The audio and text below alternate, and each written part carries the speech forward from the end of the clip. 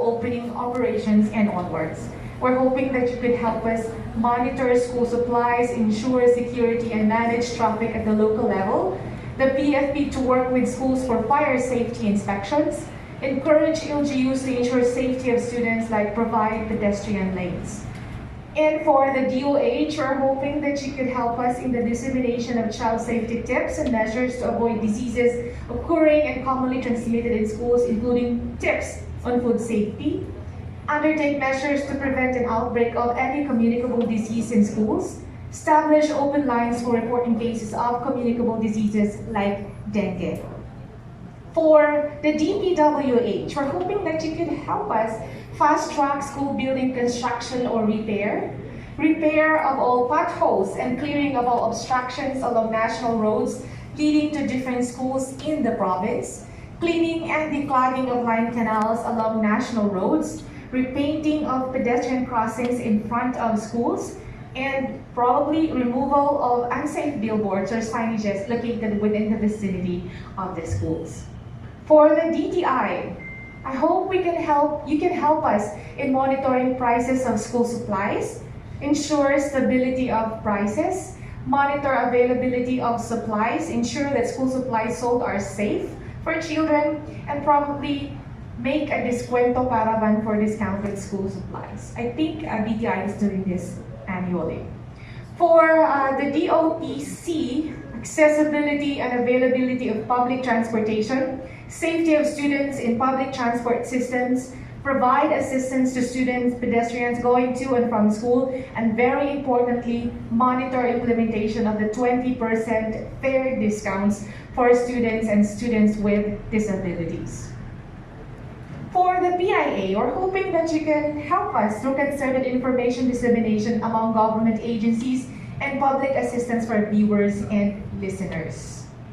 For the DSWD, conduct child-friendly activities and help us encourage the participation of 4-piece beneficiaries in the Brigada Eskwela. From the Casa, Sir Aldrin, we're hoping that you could help provide DepEd with regular timely weather forecasts, and of course, tell us about possible rains and tropical cyclones. And for Southern Leyte Electric Cooperative, assist in checking electrical wiring of public schools, inspect facilities serving schools before August, environment safety and health assessment to prepare the school environment for the opening of classes like trimmings of trees, and provide updates on areas with possible brownouts, which Suleco is always doing. And the PNP, Sir Jay, we hope that the PNP can help establish public assistance desks in all campuses nationwide in partnership with school officials, the LGU, the AFP, the barangay, to ensure safety of students and teachers in and around schools, monitor bullying incidents, probably help us ensure police presence around elementary and secondary schools and other convergence areas in the province, and mobilize PNP affiliated NGOs to assist in preparations for school opening, other security activities, and other programs in support of our schools. Now, during the pandemic, members of the OBE and Interagency Task Force shall focus on the COVID-19 situation in relation to the delivery of basic education. And DepEd, of course, will be guided by the IATF for management of emerging infectious diseases. Now let's take a look. Let me show you some photos of your contribution and support to Brigada Eskwela and OBE through the years. So we can see our policemen helping us in cleaning our schools, even doing haircut. Next slide, please. That's people from Suleco, the BFP, and the PNP. These are photos that I grabbed from our schools, which posted these photos pinakatuig ng Labay and even recently. So the police are also involved in our Brigada Pagbasa. Thank you very much, Sir Jay.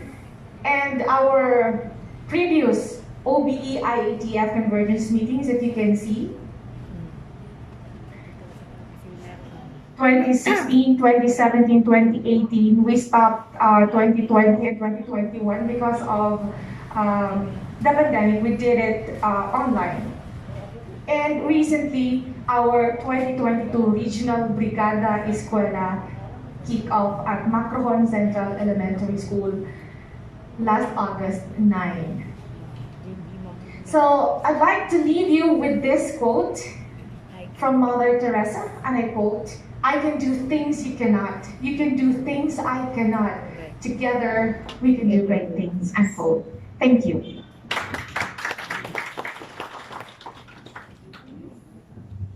We now come to the meeting proper. We have requested our partner agencies to prepare a short presentation about their programs, projects, and activities relative to Brigada Eskwela and OBE, including their future plans of action. And they gladly responded to our request. For a smooth transition from one presentation to another, may I read to you the order of presentation. We will start with the DOH, to be followed by the DILG, then the DPWH.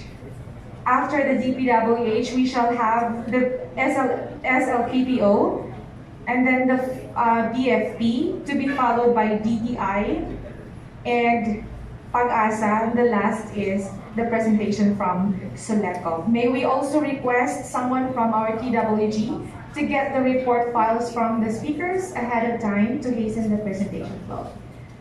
Ladies and gentlemen, let's welcome on the floor the representative from DOH, Ma'am Vanessa Napoli, Development Management Officer 4. Let's give her a round of applause.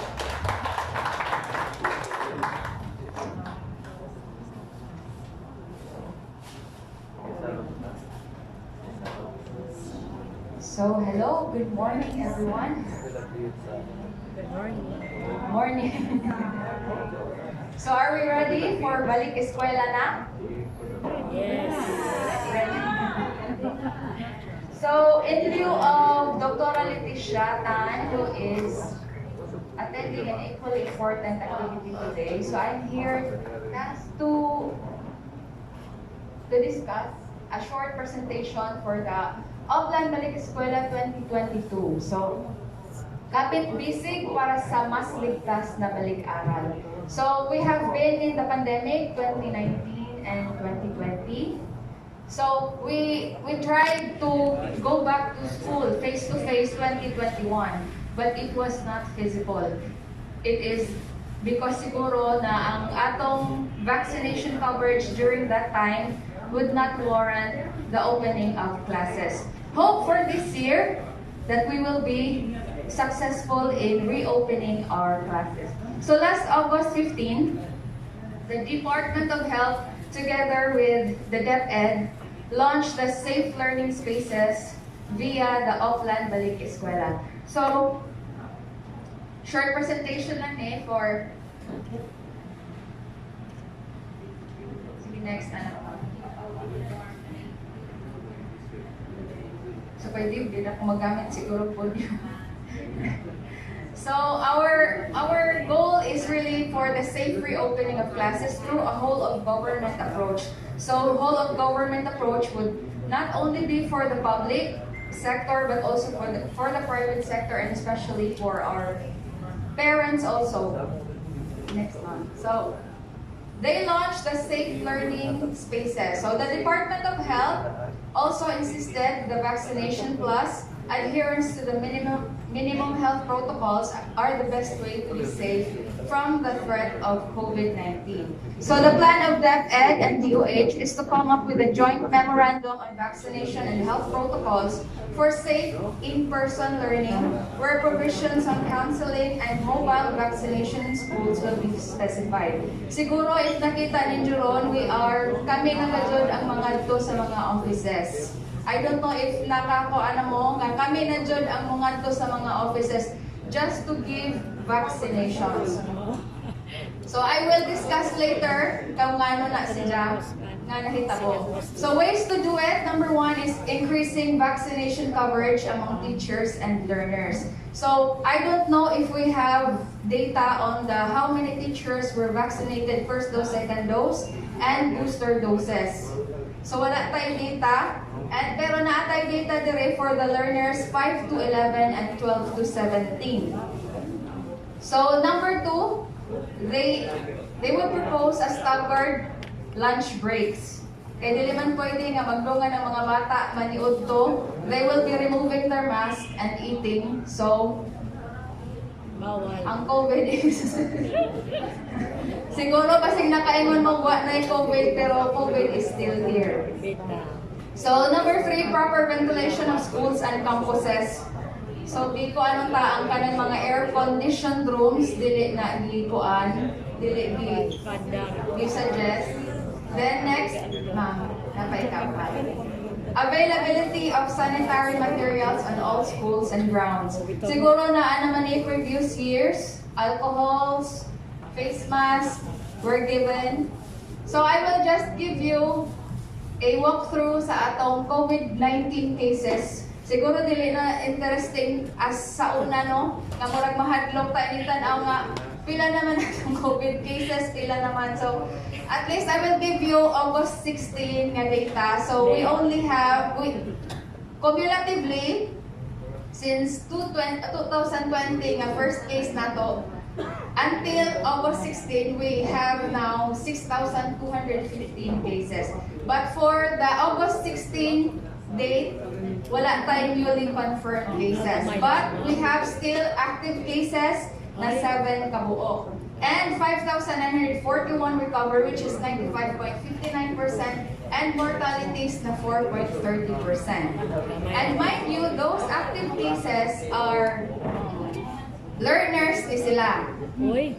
Learners ni sila, specifically ang atong mga nursing students. They are really required to do the swabbing before they will go to their affiliated hospitals. So mao nang sila kanunay ang makatch.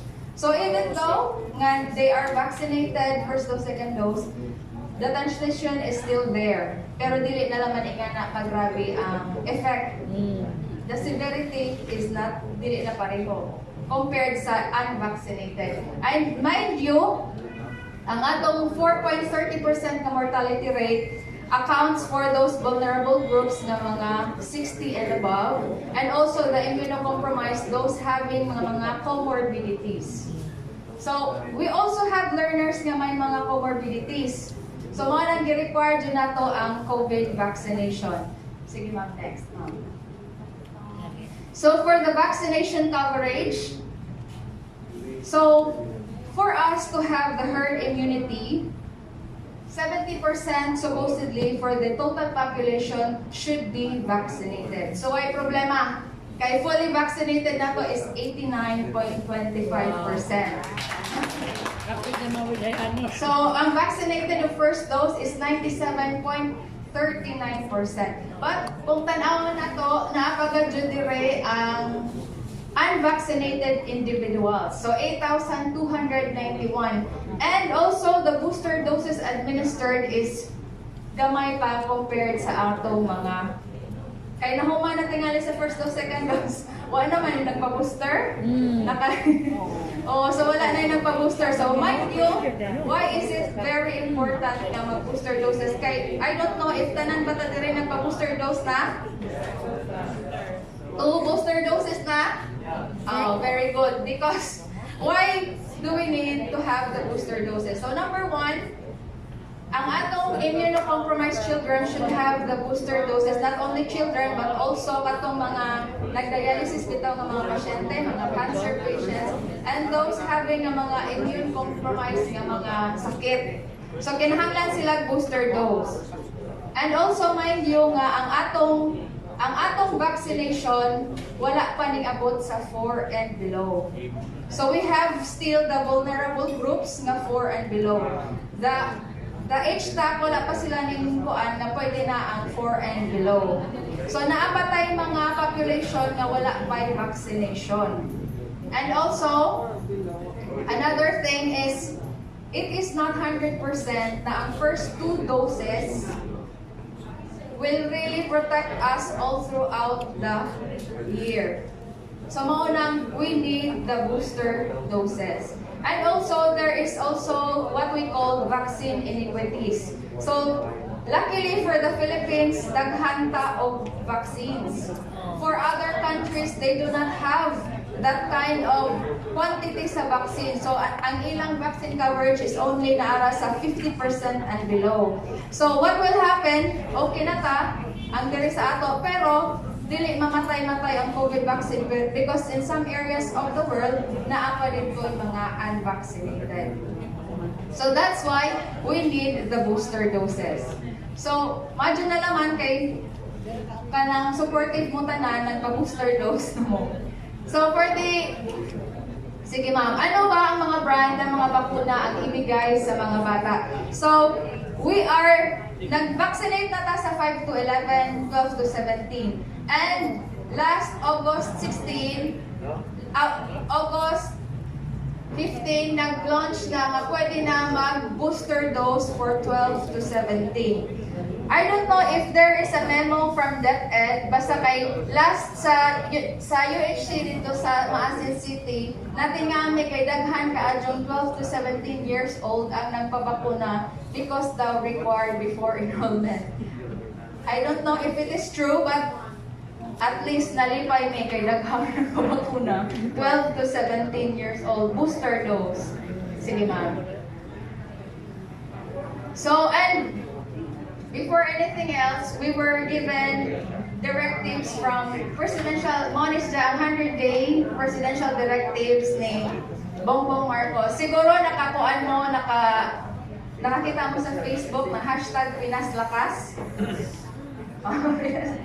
So we were encouraging, sige ma'am. What are the directives for the first 100 days? So we are tasked to reach the 90% A2 for primary doses. Who are these A2? Kaning mga senior citizens. Ang atong senior citizens, they are considered as vulnerable groups. So dapat they have the primary doses, community primary doses, first and second dose. At least, first and second dose. So 90%, kung makita nimo sa previous nga presentation na to ganiha, naarata sa 70%. So we still have pinakakuan nga more nga para maka-reach na 90%. And sadly, supposed to be, booster doses should be 50% of the total population na, in which naarata sa 17%. So mostly of the people, okay na sila sa first doses.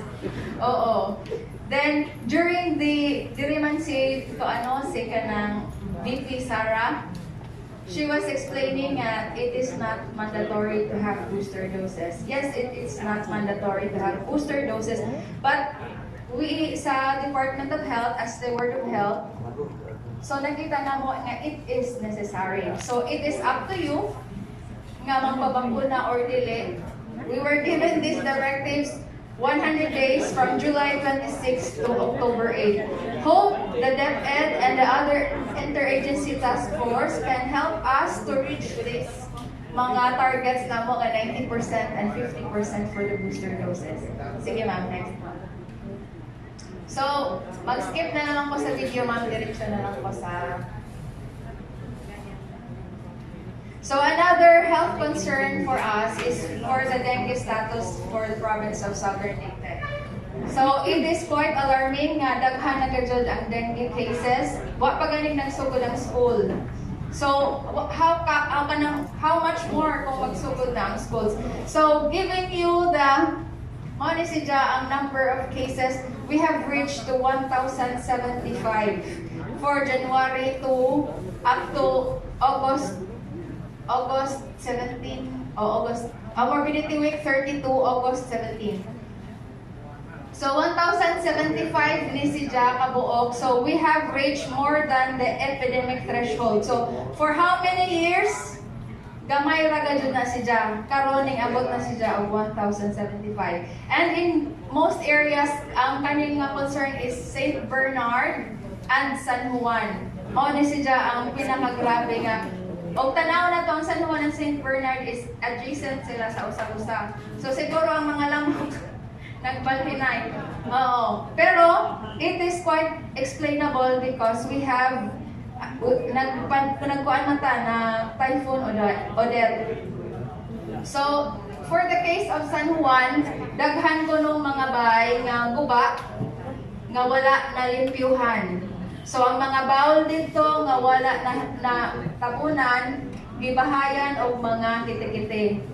Oo. So mind you, ang atong fatalities is 7 na natay fatalities nga 7 kabuok.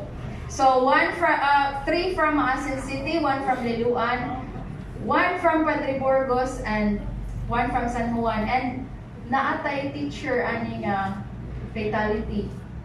Oo. We do not, sa case investigation na mo, we cannot pinpoint if asa ni dyan nakuha kay balhin-balhin man si dya o balhin-balhin si dya o kanang nag-board si dya sa itchon o nagpudyo sa mantahan, nag-board sa itchon, napadibay sa Rizal. So we cannot pinpoint o asa ni dyan nakuha.